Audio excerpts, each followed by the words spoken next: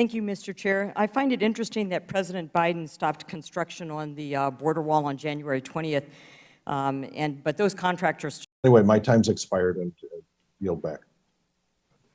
Thank you for yielding back. The chair now recognizes Dr. Miller-Meeks for 5 minutes. Thank you, Mr. Chair. I find it interesting that President Biden stopped construction on the border wall on January 20th, but those contracts are still being honored and still being paid, and I would certainly encourage my colleagues who are concerned about taxpayer money being spent when a contract has not been fulfilled to have support for construction completion of the border wall that's already been paid. Earlier this month, President Biden endorsed using intellectual property waiver at the World Trade Organization for COVID vaccines and therapies.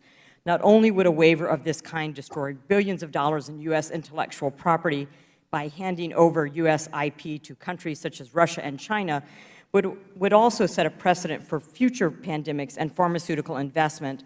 As a former director of the Iowa Department of Public Health, I know firsthand how important it is to have private sector partners working with us to prepare for future emergencies.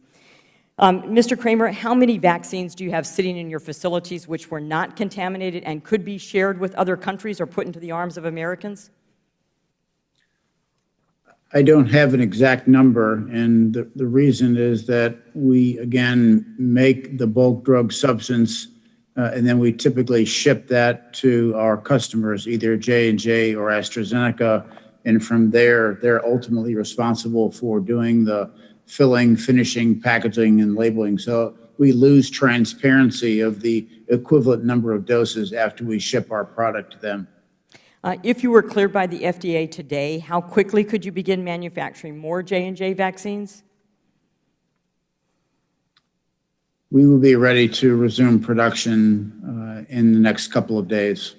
And how long does it typically take in a first world country such as the U.S. to increase manufacturing capacity and have the infrastructure in place to manufacture vaccines such as the J&J vaccine? That normally would be measured in years, Congresswoman. So is it reasonable to assume that it would take longer in other countries? It likely would, yes. Well, I think it's interesting that in 2007, melamine pet food from China caused dogs to die and had to be removed. In 2008, in July of 2008, milk and baby formula was deliberately adulterated with melamine in order to pass quality control measures. Babies were harmed. In October, similar adulteration to eggs. In 2012, sweet potato dog treats from China causing kidney failure. And in June of 2020, manufacturers in China charged with 3 counts of violating FDCA for misbranded substandard respirator mask falsely purported to be N95 standard. The FBI said this was a blatant disregard for the safety of American citizens. And in March 7th of this year, 2021, the Wall Street Journal, U.S. officials at the State Department indicated Russian intelligence agencies have mounted disinformation campaigns to undermine confidence in the Pfizer and other vaccines. With both Russia and China seeking to increase the utilization of their vaccines abroad, overt efforts to denigrate Pfizer have been well documented.